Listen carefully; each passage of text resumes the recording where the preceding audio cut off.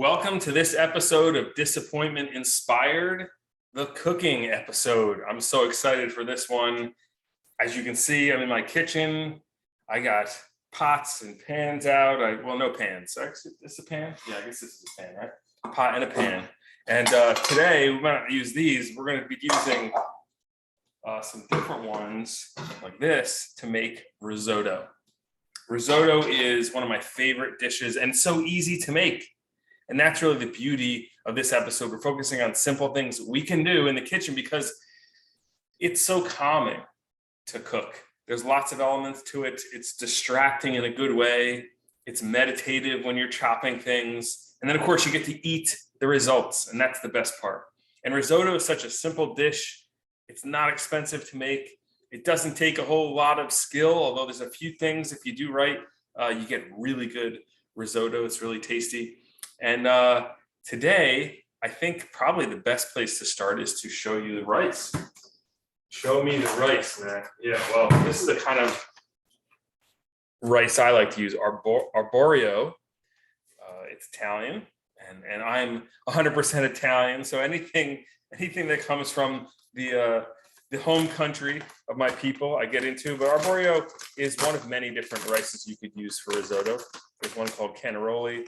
If you like to use just normal rice, you could try that too. The nice thing about this is it has lots of starch in it. So when you cook it slowly, it releases the starch and gets really creamy in the dish. You don't have to add cream to it to get that nice starchiness. Now, one thing we should definitely prep ourselves with is some measuring devices, right? I have a measuring cup here. Measure out 1.5 cups of rice. I'll tell you this, when I was in high school, I did not cook much, maybe an egg, some toast. But I found in college, later on in college, when I started cooking for myself, it improved my mood. A, because I'm a picky eater and I love to cook things that I like. But B, it was also empowering, right? Get to explore different cuisine and cuisines. Yeah, cuisines, right? I get to explore different things that I would have in a restaurant. I'd have a dish in a restaurant and say, I want to go try to make that at home. And that was exciting and empowering and just made my evening so much better when I was living alone as a grad student, especially. But, you in your life, once a week, how about you make dinner, offer to make dinner at home for your family? That would be pretty amazing to do. I'm sure people would appreciate that. Let's measure out the rice. I got 1.5 cups of arborio here. And this makes quite a lot. You'd be surprised. I mean, we're talking about probably like 6 to 7 servings in just this alone. It doesn't seem like it's a lot, but it will expand quite a bit. And we have to turn on our heat. Working with gas here. And put it at like medium high. The first thing we're going to do is add some butter to the dish. So here we go. We got some butter. I'm going to plop that in there. You can use olive oil too if you wanted, but the idea is we're going to toast up some of this rice. In the end, it's going to be a dish with cheese and the coolest part, which is peas, right? And I've got snap peas from the garden that I just picked this morning. And the neat part about this is you don't really have to cook these. They're fresh, but you can peel them back, and I'll show you where the little peas are in here. It's kind of a fun little activity to do. You open up the pod, look at that. All the little peas lined up, and I grew purple ones too. So we're going to add these at the end of the dish. So it's going to be a vegetable risotto, and we have our butter, which is melting nicely. You don't want to let it burn though, right? You want to keep an eye on that because once butter starts to get too brown and burned, it can be a problem. Change the flavor of things. There are some dishes that require, a brown butter, like if you put sage in there, brown butter and sage over pasta. How simple is that? It's a great dish. With this, we don't want to brown the butter. We'll just get it nice and melted in there, and then we can throw our rice down. Now, the next key step is to brown this rice. And we're going to toss it in here and let it brown up. Now, you may ask, why would you need to do that? Well, it does add a nice texture to the outside of the rice. You want it to be sort of a little bit of a bite on the outside and softer on the inside. If I had that right. Yeah, I think that's Maybe it's the reverse of that. But either way, browning it does help the texture with it, and it always helps the flavor. I mean, if you're cooking meat, giving a nice sear on the outside of something is tasty. Now, I'm not a professional chef. I'm sure you know this already about me. I'm a speaker, psychologist, but I love getting in the kitchen and cooking. And we have Brittany joining us. Good morning, Brittany. Thank you so much for joining us for the cooking episode. How you doing? We're making risotto. Oh. And I already showed the folks on the recording the type of rice that we use. Put in 1.5 cups and some butter, and we're just browning up the rice, getting a nice brown to it. Nice thing about risotto is real simple to make. There's only a few ingredients we're really going to need here. We are going to have some water, and I'm going to salt this water. It's almost going to be like broth, like if you had chicken broth, but you don't need to buy chicken broth. You just salt water. I found that that's actually better. It tastes better than chicken broth in my risotto, and it costs very little, right? So we salt that up really nicely. Keep going. Burn myself, right? That would be quite the memorable episode. Now, the one extra thing I'm going to add here, Brittany, for watching, is something called saffron. Now this. Oh, saffron. Yeah, I think I heard about. I heard that type of spice before. It's a great spice. I will say it's not cheap, right? You get a little jar of it right here. They give you like 4 of these little vials, and I think it's like $15. So it's not cheap. But what it does to risotto, which is so amazing, it turns it like this beautiful yellow color. The dish Risotto Milanese is what I'm going for here. And so I'm going to add this to the water that I'm boiling. This is a cool thing too. We can take the camera off and show you what it looks like in there when I pop this off. Bring the camera around, and you can see the saffron thistles in there. There we go. Can you just back? Oh yeah.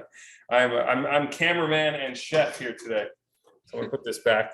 But what we'll do is we'll boil that water and let the saffron kind of melt a bit into it, and it'll turn the water like this cool color of yellow. You can hear perhaps the risotto starting to toast a little bit. It smells really nice. What are you eating for lunch there, Brittany? It's your lunch period? Well, I had to heat up my food right now. Like, it's gonna take me like 3 minutes, but right now I'm just eating like these little pretzels. Well, maybe tomorrow it could be risotto and some Tupperware, or as the Sicilians do it, they make arancini, which is day-old risotto where they roll up and bread it and then fry it, like cheese in there and meat. But now that I can tell that the risotto is starting to brown up, I'm going to add a key ingredient here, which is cooking wine, white cooking wine, which helps to deglaze the pan a little bit. Ooh, hear that? Mm-hmm. Get all those little bits off the bottom of the pan. And from here on, it's a pretty simple process where we wait till the liquid gets dry, the cooking wine kind of dries up, and then we start adding our broth, the saffron in it, ladle by ladle. Keep mixing and stirring. And so this is a good opportunity to cut away to some of our real chefs there at Mercer County Tech. We can watch a quick video of a skill that Anson and Bruce showed us how to cut an onion. Now, why is that important? Because many risotto recipes, in fact, pretty much all of them, have onion at the beginning of the dish. I don't like onion myself. How about you, Brittany? You like onion? I do like onion rings, but when I cut onions, they make me cry a lot. They make you cry. Honestly, here's my thing. If I eat onions, I have about 20 minutes. I have to get to the bathroom. It's not good for me. My stomach does not love onions. So those of you, though, that love onions, here's a great demo for how to chop onions and get started in the kitchen. And first, we're going to show you the intro to this episode, which I neglected to show earlier, but here we go. Ready? On this week's episode of Disappointment Inspired, cooking. And behind me, you can see the garden in springtime. There's nothing quite as special for me than growing my own produce. And if you love to cook, this is where you get the freshest ingredients. Hopefully you enjoy this episode of Disappointment Inspired, the cooking episode. Nice. That is my garden in the backyard. And here's that video from Mercer County. That was you. Well, here we are in the kitchen with our star chefs. And we're going to start off making a risotto, which you need arborio rice, labeled perfectly here, by the way, if you notice the writing. But the key step with risotto and basically lots of dishes is cutting an onion. And knife skills are something that I never really learned. So Anson's going to help us here and walk us through cutting up an onion, which is the start of a risotto dish. Yeah, so I just start by taking off both ends. Is there any technique with your fingers? Like a lot of people are nervous they're going to cut their finger off. So like, what do you do to hold the onion? So for me, when I'm holding the knife, like you don't hold it by the handle. I always like to pinch the blade because it gives you more control. Makes sense. And then when you're cutting, you have 3 fingers, like these are the 3 guiding fingers, and then you stay behind and kind of hold the product in place, and then it's this motion. And the onion's a little kind of different because when you do it,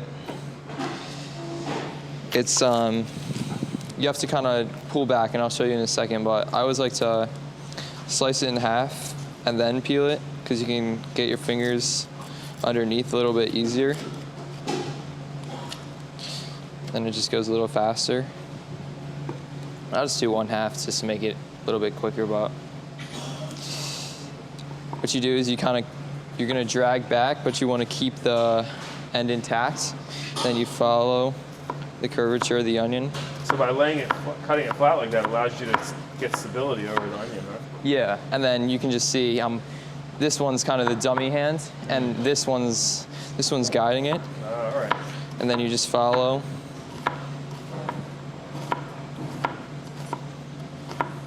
So you're not putting a lot of pressure on it seems like. Just a little bit.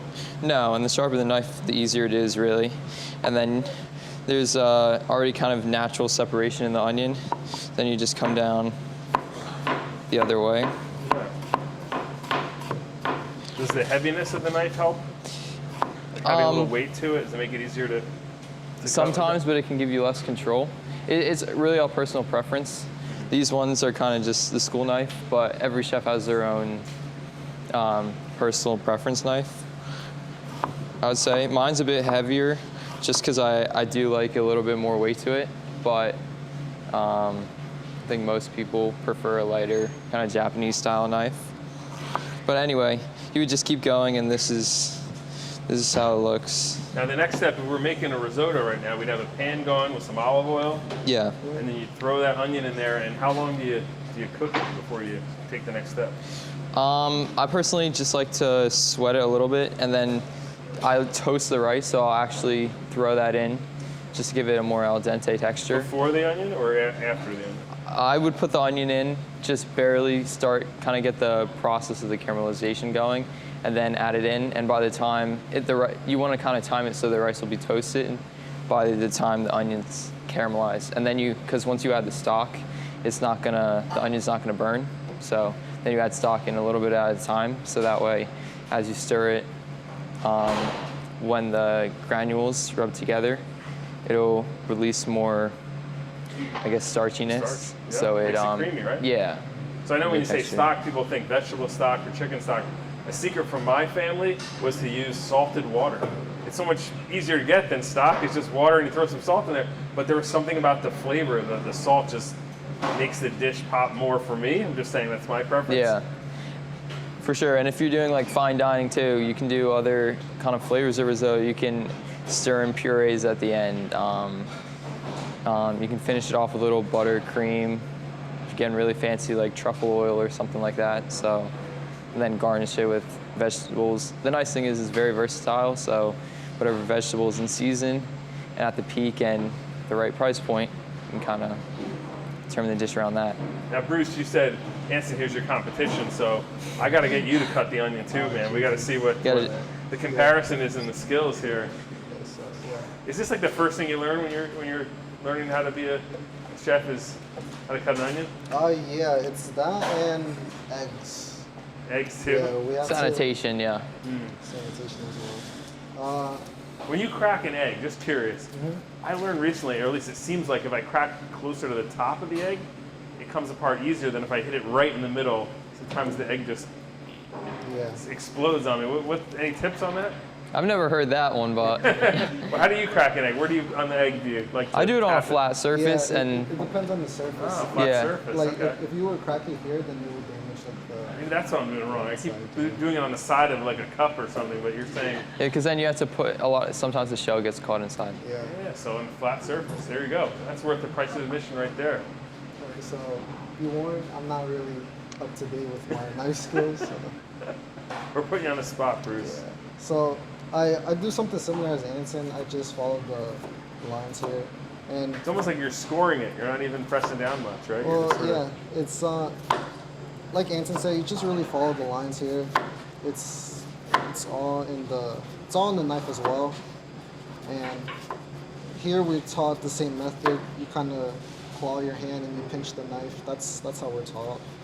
But it does take a lot of time to really get used to the motion. But for me, I live on the edge, so I don't really do the claw. And Have you ever cut your finger? yeah, multiple times.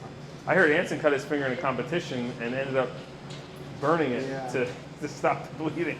Yeah. That's an amazing story. And then just Funny story, yeah. just over this. I got my finger before. So yeah. I'm impressed, Bruce. That's a nice looking chop. It's not really that impressive. When you first do it, do people grade your chopping? Do they get in there and like score you? Like, Yeah. Yeah. yeah. What's the hardest thing to chop and dice like that? Like, carrots are tough for me. Yeah, I would say Yeah, probably like a carrots. julienne or brunoise carrot. I'd say a brunoise carrot. They take a lot of time to. What's a really- brunoise? I've never heard of that before. You take a micro julienne. So there's like a julienne, which is 16th of it, or eighth of an inch, It's an eighth. and then what you do is a fine julienne. So you do a 16th. So Wow. that's in half, and then you go across it to make it dice. So it's 16th inch by 16th, and it looks like almost like little pieces of caviar. Tiny little bits. Wow. Yeah, so you can garnish it with like a vegetable type micro, just to add a little flavor at the end. Like you can do it with cucumber, which is super fun, like fresh. Yeah, cucumber, celery, probably a lot easier to cut than a Yeah. hard carrot. Well, thank you so much, guys, for this demonstration of the first step of most dishes, which is to cut the onions, or cut anything, really. It sounds like you could interchange a lot of things. When you make like a roux, for example, right, before a dish, many dishes have a roux, like a lot of sauces that you put over meatballs or something, or pasta, and it would be what? Carrots, celery, onions, right? That's all. A roux? Yeah. A roux is just butter and flour. So what am I thinking of then? Mirepoix? Mirepoix. That's why I'm not a chef. So mirepoix. So is that carrot, celery, onion? Yeah, that's for like stocks and in a lot of sauces too. So Yeah. Cool. Thanks so much, guys. Well, we'll stop it there. And I love watching those two chop. They're experts at it. Compared to me, I have no training whatsoever. But just to show you our risotto dish is how it's doing, I put in probably two or three ladlefuls of our saffron stock, and you can see it getting a little bit creamy already, and it smells really good. I'm gonna add a little bit more here as it gets dry. And people often think, well, the risotto, I have to stir that, the whole time. No, you don't. You don't. Just stay on top of it, though. Every few minutes, you want to stir. I have a cool little spoon here. It's got a slot in it, but you don't need that. I mean, there's so many things in the kitchen that are, probably unnecessary. It's nice to have this. But just like this pan. This pan is beautiful, and it's great for making risottos. But if you have something like this at home, which is like a crock pot, a lot of people have these at home. This is great for risotto. It's nice and thick, a heavy kind of pot. But there's also like a wok even that could do a really nice job with the risotto. You just want something with a little bit of weight to it, so that the rice doesn't burn. Starting out, you may not have a lot of cookware. So what do you really need for this? Not a whole lot to make it good. We did interview Anson and Bruce and Brittany when I was at the school last week to dig a little deeper on this idea that cooking is a great coping mechanism for dealing with stress. And Brittany shared with us how she uses baking in her life. Have you done any baking this weekend, Brittany? Like it's been a quite while, Yeah. but What would I you, was thinking like baking tomorrow, like some lime cupcakes I made before. Yeah, lime cupcakes, huh? yeah, it had like a filling in it, and I made like a homemade like like buttercream, I think it was. Wow, that sounds really, I've never had that. That would be so unique. A Mhm. lime cupcake. Well, let's hear a little bit more from our chefs. Anson, I believe, is the first interview we have here talking more about cooking as a coping mechanism. Here we go.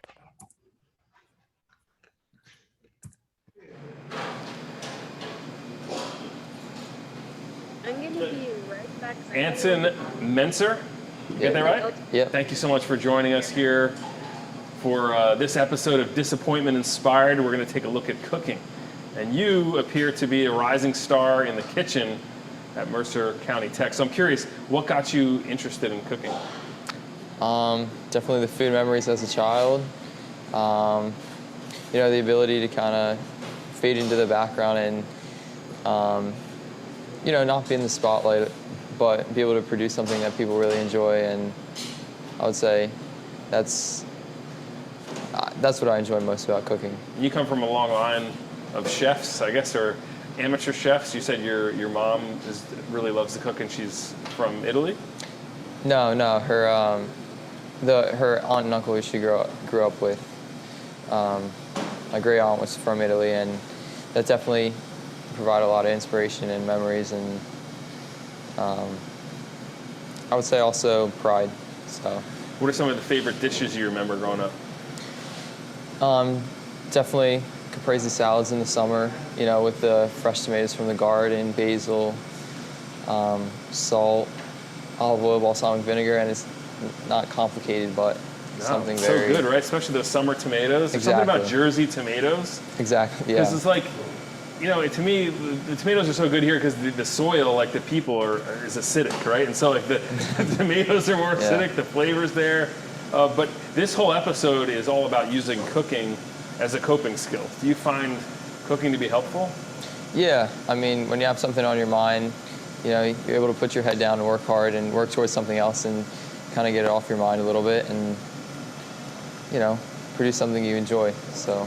You said earlier it was a good distraction for you. Yeah, for sure. Kind of take you out of wherever you are and bring you to a different place. Yeah. I mean, again, if something's going on, the thing about the kitchen is there's always something to do, whether it's, and a lot of times it's something simple, chopping a vegetable, cleaning a table. There's always something that, you don't really have to be super mentally focused, but, it provides a distraction. Mm-hmm. So. And, we all need a good, healthy distraction these days, right? There's a lot of examples of people who take their emotions and do negative things, but it sounds like you take your emotions and you bring them into the kitchen. And yeah. I find it meditative to cook. I mean, like you said, the cutting, the cleaning, there's something about having a thing in front of you that you're working on, and then you get to eat it when it's over. Yeah. That's really rewarding for me. And also the camaraderie too. If you like who you work with, then, it kind of creates a bond when you bounce ideas off each other, and I mean, that's super fun, and you kind of get a little bit of insight into where they're coming from, their background, because cooking's influenced from all different places, so, get to see where their ideas come from. So the big question I always ask on this show is, how has disappointment inspired your love for the thing that you do? So when it comes to cooking, is disappointment factored in any way? Yeah, I think when something doesn't go right, there's always something to change, whether it's a dish or a style or something, and when there's always another route. So. So take us there. Was there something recently, a dish that you did where it didn't quite work out how you wanted, and so you started tweaking things? Yeah, actually, remember first time I made trying to think. Sorry, kind of put me on Put you on the spot, right? Yeah, I'm trying to think of one. I remember the first time I made sourdough bread, actually, because my mom would make it, and it still doesn't come out 100% because it's kind of a work in progress. But first time it came out, it was hard as a rock, and it wasn't edible.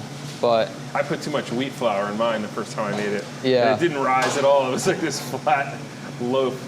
But it's getting better, and I think just learning it and kind of understanding, it's a lot about feel and touch. It's not, I mean, a recipe is not an absolute, so you got to know the techniques behind it. So as you kind of develop it, you kind of have more success, and I think that's true for any recipe. You got to figure out what the sound should be like, what the aroma should be like, and the beauty of cooking is you always get another chance. Yeah, that's true. You're right. There's always another meal coming. Yeah. It's not like you get one In shot a year. In some situations, yes. But yes. You're right. If you keep your job, you get to Yeah. have another meal. But I meant in your personal life, right? You know there's always another shot to try it. Yeah. And so it keeps me coming back. Mm-hmm. And I mentioned earlier before we started the interview too about the kitchen being kind of a safe space for you, where you get to, leave whatever might be going on in your life and go to this place that's kind of comforting for you. Yeah, exactly. And especially because the hours are long, and you're on your feet a lot when you're there with 4 or 5 other guys in the kitchen who you really respect and admire. It's it provides a great distraction and a great coping mechanism for whatever's going wrong. And I think there's always going to be a challenge, and there's always multiple ways to take out something. But cooking, and I feel like it's a good way to take out stress. You said earlier that some people avoid cooking because they don't like the idea of all these hours in the kitchen, but that was actually appealing to you. Like, oh, I'm cool with that. I want to be there. And I shared that it's reminiscent to a famous surfer that I follow, Kelly Slater, who, as a kid, felt like the ocean was his place. He didn't care if he was there all day long. That was sort of a safe space for him. Yeah, exactly. And before I came into the kitchen, it was always, when I was going to school and stuff, I would say before I used to always play soccer and go on runs and play at the park, and even if nobody else was there. So, I mean, the kitchen's kind of now, I kind of transitioned to that, but I mean, it's a lifestyle, so. Well, thank you so much for being interviewed, and we'll get to watch you cook. That's next up, or maybe right. be in the kitchen at least. Okay. Pretending to cook. I don't know if you're making something today. All right. Appreciate it. Thanks for Thank you. doing this, Hanson. Thank you, sir. Yep. Stop it there. What's that? Sorry, I left. I got left for quite a while. I just That's okay, Brandon. We were all watching Anson's interview there, and such a thoughtful young man, lots to say about the kitchen being his safe space. For me, when I think back to what really inspired my cooking, I was getting a master's degree in biology, and I was in the biology lab every day, and it wasn't going well. It took a lot longer to get my master's thesis done. The experiments weren't working. And then I'd come home at night to this empty apartment, and going into the kitchen and cooking something was like a version of the biology lab for me. I was putting the ingredients together, and then I got to eat it at the end, and it was so much more satisfying than the work I was doing in the lab, that cooking has stayed with me ever since as a coping mechanism for whatever ails me. There's so many times when I can just think back to these moments of like, wow, I was stressed, but then I made a dish and I felt better.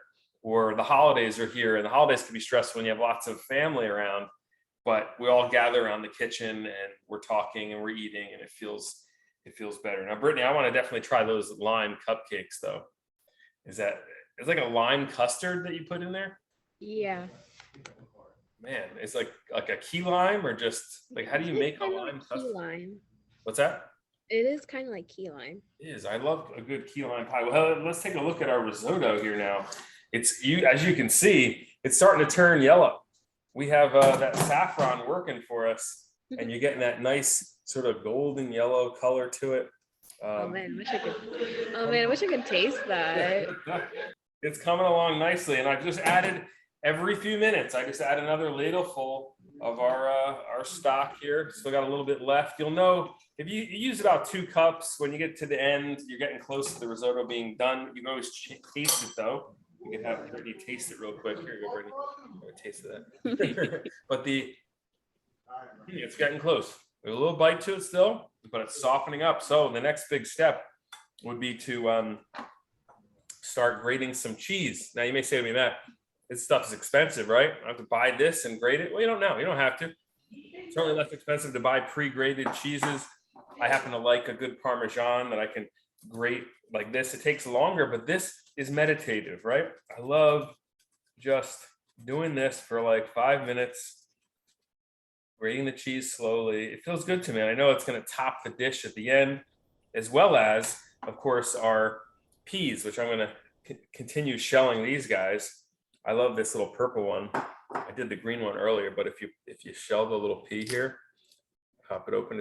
See, it's purple, and then you open it up, and it's like a bright green inside. Look at that. So those will top our risotto dish, and I think the next step would be to listen to Bruce's interview here. He did a really great job telling us about his love of cooking. Let's go on to see Bruce. So we're here with Bruce Tax. Great last name, Bruce. Yeah. The tax man is here. Bruce, you are someone who loves being in the kitchen, and I'm curious to know, what's the process like for you emotionally when you get working on something? How does it feel for you? Well, for starters, it's definitely like a lot harder to find a start in the first place. But once you get into the groove of things, it's like butter. It's so like smooth. You're just moving like in a well-oiled like it's, I don't know how to explain it, but it's just the adrenaline's pumping, everything, and when the result comes out, it's really amazing. Is the hard part the planning, the organizing, like ingredients? In my opinion, I feel like it is the planning, like just figuring out what to do. Okay, Yeah. just what dish to make. Mm-hmm. I imagine the amateur, someone who isn't in the kitchen like you, might not want to venture into some big dish first. I mean, what dish do you think you'd recommend someone start off that would feel good and is a quick, rewarding thing to make? So, quick starter dish, I would say just any breakfast item in general, like omelets. You can easily start off with like a flipped omelet, scrambled eggs, French toast, pancakes, just anywhere that's in the comfort zone, or just anything that really is good to the person that wants to cook. Yeah, it makes sense. It's rewarding too, right? You get to be active. I see it with my kids. My daughter loves cracking the eggs to make omelets. She wants to make her own stuff because she's very independent at times. But I'm also curious to know how disappointment has inspired your interest in cooking. Have you noticed at all in your background that there was maybe something disappointing that either made a dish better or drove you, more to want to be in the kitchen? It would 100% be me letting the people down near me. Like, so, for example, I work at a Springdale Golf Club. It's in Princeton. And when I first started out, I couldn't really flip an omelet. And then there, the head chef's looking at me, it's being like stressed out. And then that's like, it clicked in me. I'm like, I have to do better. I don't want to disappoint this person. Don't want him to be stressed over me. Don't want him to be stressed like at all. I just hate disappointing people. So like I kept practicing, and then I got it down, like the next event that had an omelet station. And it was rewarding, to say the least. Just overall, I guess, determination and just trying to make like a comeback in a way. So you're in this moment where a person you respect and look up to is looking at you with disappointment, like, I can't believe you can't do this. Yeah. And so that triggers something you internally where you say, look, I'm going to figure this out. And then what do? You go home on your own time and just work it until you know you got it? Like how does it happen? So here, the head chef, Chef Engel or Scott, he's amazing. He's like a father figure to me. I think he's like a mentor, personally. He lets me work on my own time. He knows I have stuff to work on, and he respects it. He's patient. He's just overall there. And yeah, at home I do practice a little. But it's mainly here at school that I really do get things down. And so your desire to please chef angle has made you better at what you do. And so what motivates you now that you've mastered the omelet?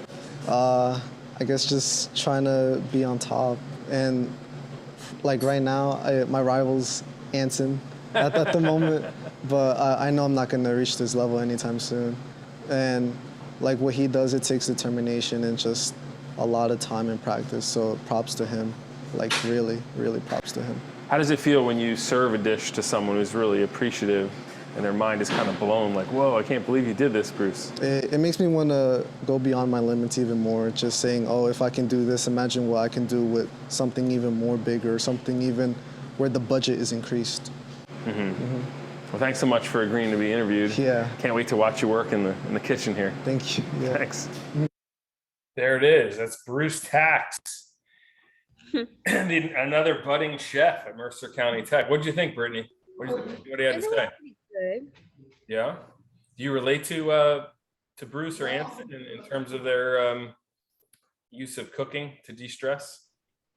Yeah, like I mean, it's just a little stressful, but it does help me like calm down. Yeah, at the end of a busy day, a simple thing like making a dish can certainly perk your mood up. We're getting close on the risotto, by the way. Look over here. It's really fluffing up. That cup and a half of rice that I put in there looks a lot more once you start putting it in. The rice expands and it's starting to get really good. I wish I could taste that. Sorry, I know. I wish we could have you over here for lunch. The next big step I would say is going to be to add the and then eventually the cheese. I think it's a good time to add the peas. I have them all shelled, by the way, in this little Tupperware. So we're just going to throw these peas on top because it's a vegetable risotto. And I like peas. You like peas, Brittany? Yeah, they are pretty good. Yeah. I think it's one of those benign vegetables that you're going to have in a dish. It's not going to change the flavor that much. To me, the cheese comes through in a risotto. It comes down to that. I'm a big fan of cheesy, creamy risotto. I'll tell you what, before our final step here of adding that cheese, I'm gonna let the liquid settle a little bit. Let's look at our interview of Brittany that day last week, see what she had to say about this topic. Here we go. We are here with the star of Disappointment Inspired, Brittany Racinos. Brittany, you have been on every episode and such an enthusiastic part of it. I'm just curious to know, well, what's been your favorite so far? I mean, all the favorites were all of the episodes, like me being a part of it and trying to help all the way, and I all the time come. Well, I love watching you on the stand-up comedy episode, where we kind of dig down deep into what makes you funny and your authentic story. But really the goal of this whole series is to find out what are the activities we can do that help us cope emotionally. And here we are in a kitchen and talking about cooking. Do you love to cook at all? Yeah, I mostly did love cooking, but before I was into baking, yeah. My aunt showed me some baking when I was little, and I got really inspired from it. So yeah, I did baking, but then after, my dad told me I should do a little more, and I started cooking until I saw this video about this school that helps you on cooking, and I decided to join. Nice. And so is baking still your thing, or have you broadened it? I still do baking, but I'm trying to focus a little more on cooking. Okay. So take us there to that moment where you notice that you feel good with cooking. Is it gathering ingredients? Is it chopping? Is it throwing in the pan? What is it that makes you? I mean, it can just be, it's a little stressful, but I do enjoy it because I want to do something else, trying to help me in my future as well. So yeah, I do love cooking. Mostly cooking does run in my family. I mostly just watch it, but I really want to help this time, just trying to cook to show my family I can do more. So you have some great cooks at home. Yep. And you're trying to get yourself in the kitchen somewhere? Mm-hmm. Yep, I don't want to be a spectator anymore. I want to be a performer and just show people. Have you ever pitched to them the idea of hey, let me take dinner tonight? I was thinking about that, but sometimes I do have some shyness and I just don't want to get too much attention to me. Mm-hmm. Well, it runs in your family, it sounds like, to be a chef, even an amateur one. I'm not sure. Mostly my mom does all the cooking, but sometimes my dad, he does a little bit of cooking, but I try to help them throughout the way.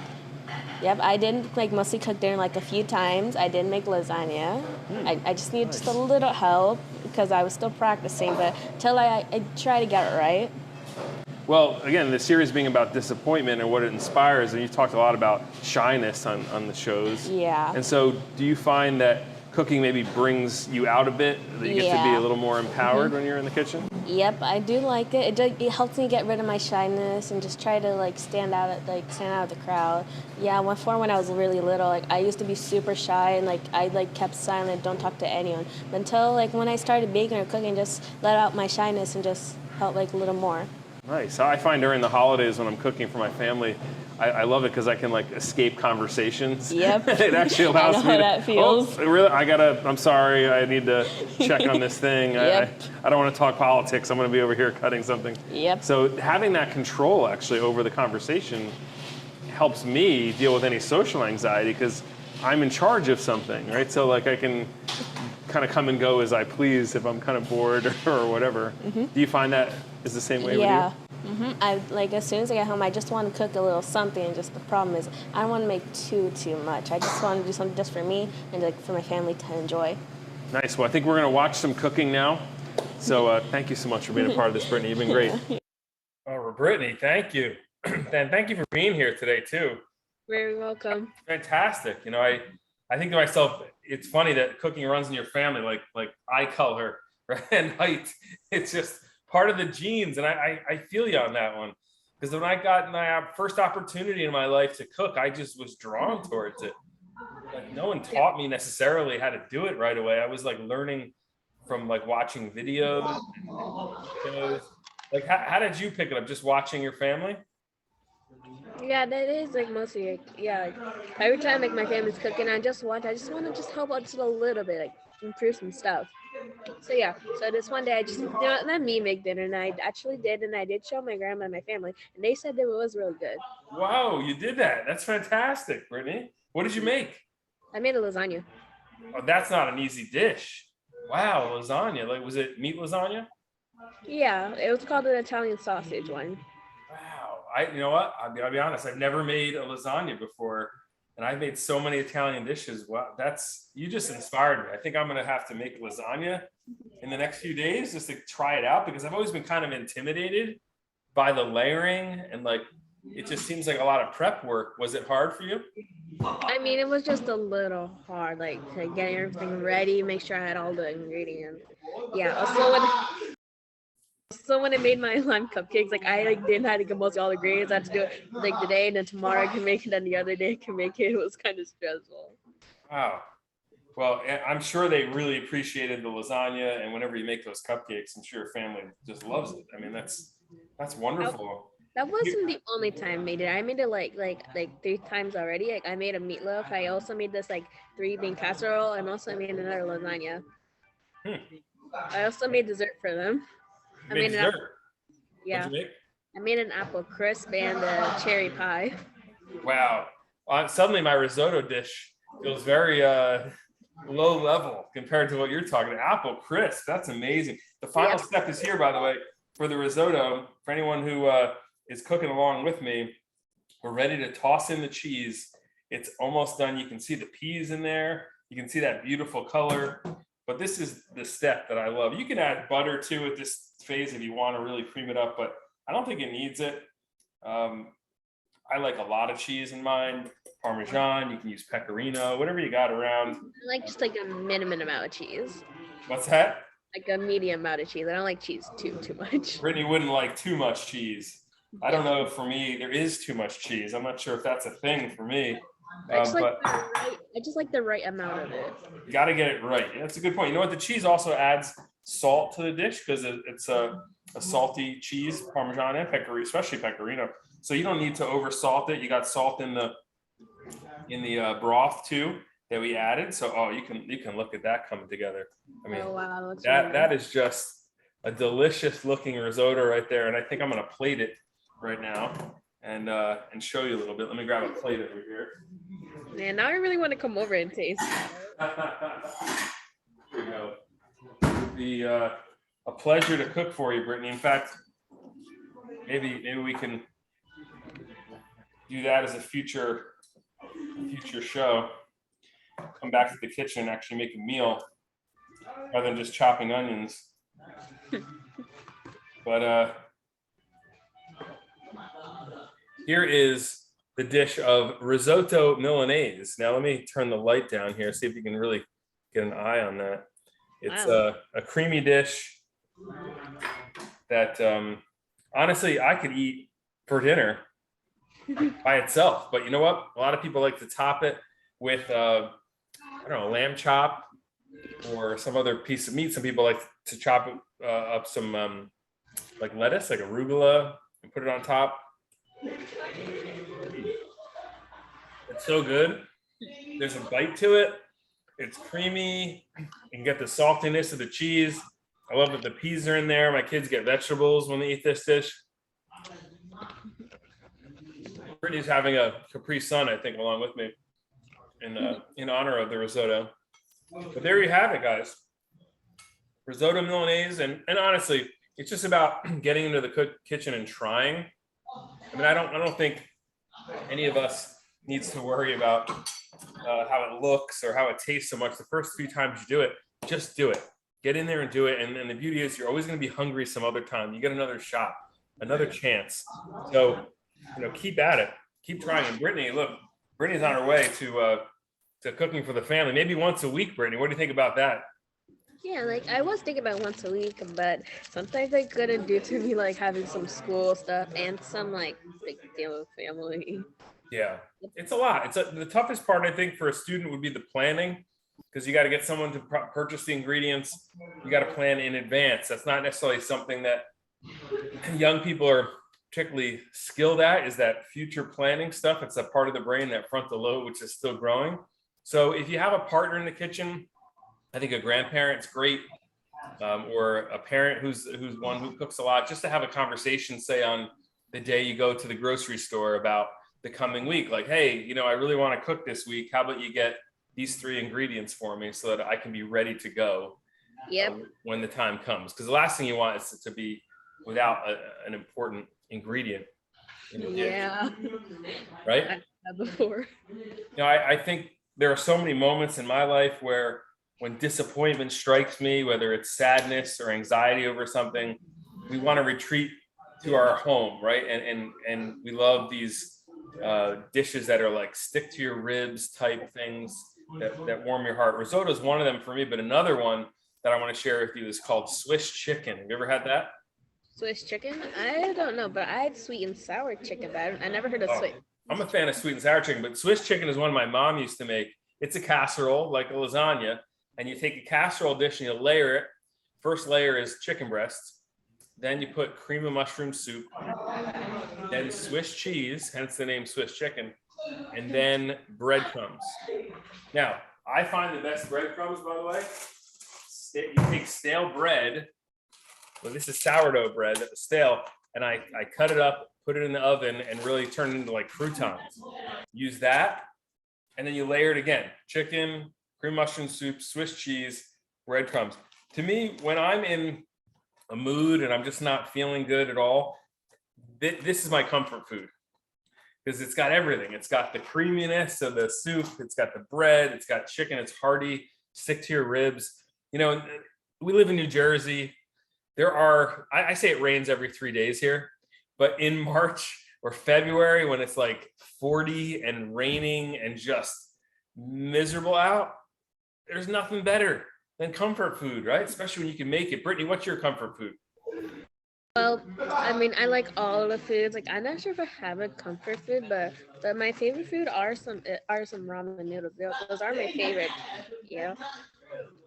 Ramen noodles. Yeah, those are great. And so convenient to make and really inexpensive. I think most college kids I know remember the ramen noodle days where, you're just looking for something good and hearty to fill you up, and it has to be quick, and ramen will fill that need. Now, a big step I'm going to have to do, of course, is cleaning up the kitchen. And that's a part we have to stress too, because there's an episode of the show South Park where the dad really gets into cooking.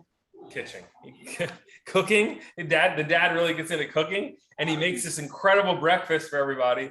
and they're staring at him. Yeah, They want to eat it, and they're staring at him, and he goes, "Oh, I gotta go to work now. Goodbye." And he leaves, and it's just a mess in the kitchen. They're like, "Oh my God."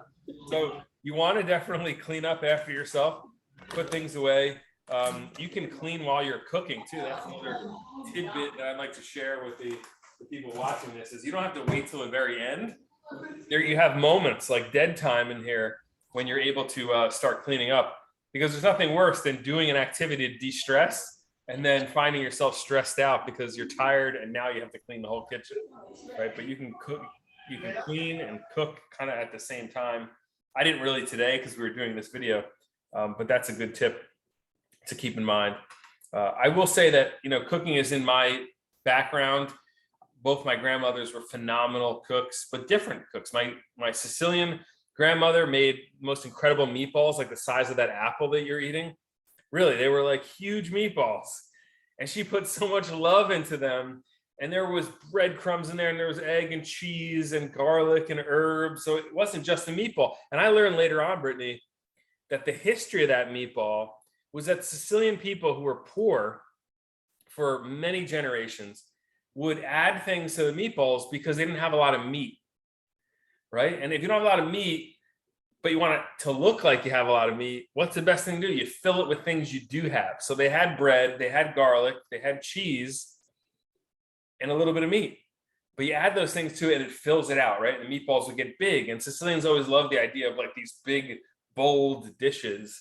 And so I grew up loving these big Sicilian meatballs and my grandmother's sauce.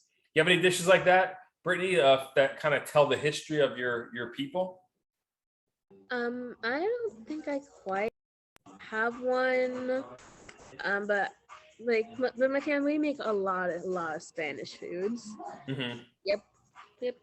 So every time I come over, it's all in Spanish, and they do make it really good. I remember you telling me you're originally from Guatemala. Yep, my family is I was born in America. Right, your family's from Guatemala. You were born here. But like, do you have any dishes? Like I know when I went to Costa Rica, one of my favorite dishes was called patacones, if I'm saying that correctly. And it was like plantain fried. They mashed it and fried it. And then they put like refried beans and cheese and vegetables. I think there was meat in there too on top. And it was like insanely good, but it also kind of told the history of Costa Rica a little bit. I mean, they make it in their own special way. The countries in Central America have a version of patacones, but it's different in each region you go to. Can you think of a dish at all that's specific to Guatemala that your family makes maybe for holidays?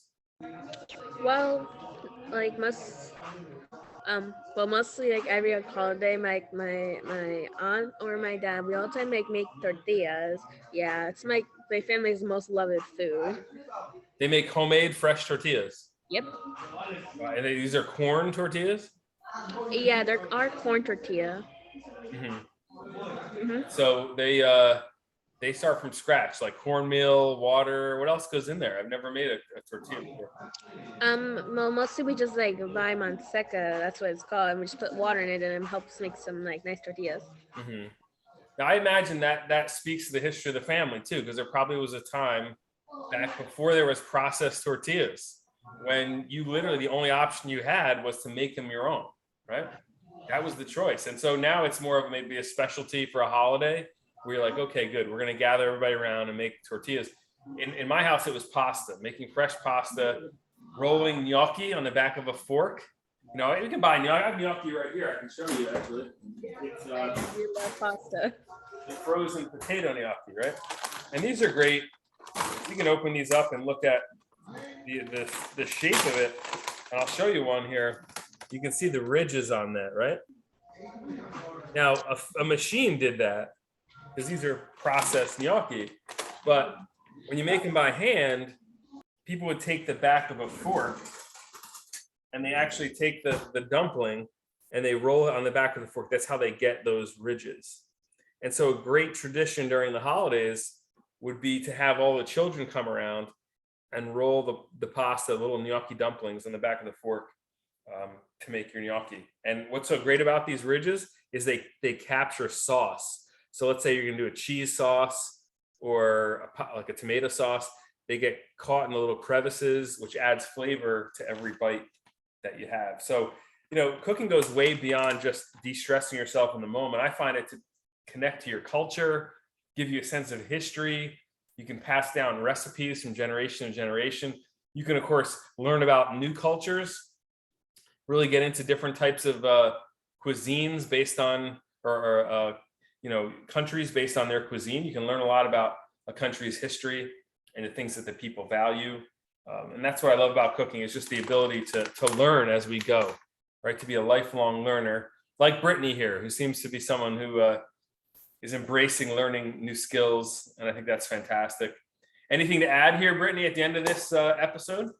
I don't think I have anything yet, but I just want to say, thank you for having me part of this episode, and all the other episodes. I did really enjoy it. Just trying to get included in something and just tell what I've been doing in my past life.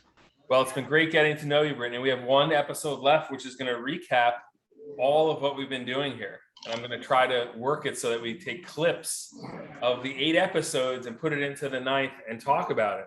And there's going to be a lot of Brittany, I'm sure, on that, because you have been present all throughout. But we've got some great footage over the last few months of doing this project. I can't thank you enough. In fact, all the volunteers here are going to receive a gift. Brittany, you are first and foremost going to receive 2 of the gifts. I've got 2 books I wrote. One is called A Better High. The other is called Life is Disappointing. I'm going to give you 2 books for all your efforts here.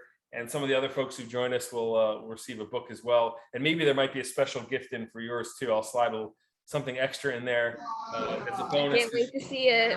No, you've been fantastic. And I'll probably mail it to Mr. Palm at Mercer County. He can give you that gift. But you've given us the gift, Brittany, of just being engaged, and your presence here has been fantastic. So thank you so much for coming. Yeah, no problem. See you next time, Brittany. Take care, Bye. everybody. Bye-bye.